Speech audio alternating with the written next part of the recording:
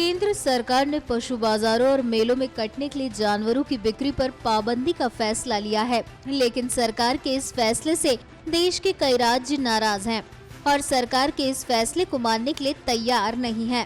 केरल के बाद अब कई और राज्यों ने भी आवाज उठाना शुरू कर दिया है।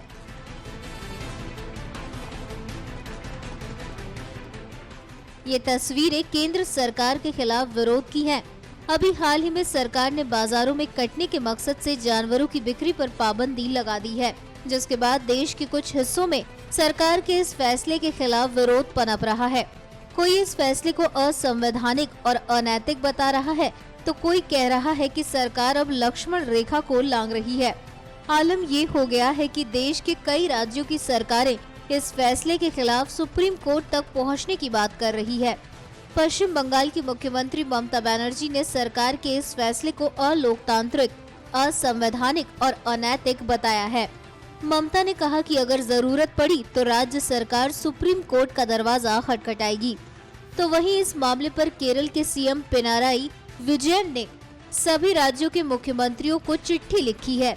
चिट्ठी में उन्होंने सभी मुख्यमंत्रियों से इस फैसले के खिलाफ एकजुट होने की अपील की है। बात अगर तमिलनाडु की करें तो यहाँ की कई सियासी पार्टियां भी इस मुद्दे पर मोदी सरकार के खिलाफ सड़कों पर नजर आ रही हैं। डीएमके ने तो इस मामले में खामोशी बरतने के लिए राज्य सरकार को आड़े हाथों लिया है।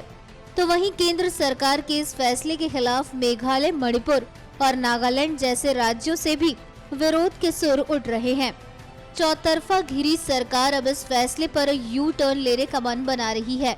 पार्टी सूत्रों का दावा है कि सरकार अब इस फैसले में थोड़ी ढील देकर भैंस को इस पाबंदी से हटा सकती है, जिसके लिए केंद्रीय पर्यावरण मंत्रालय अब इस मामले में नया नोटिफिकेशन का ड्राफ्ट जारी कर सकता है और कुछ ही दिनों बाद इस पर कोई आखिरी फैसला सुनने को मिल सकता है।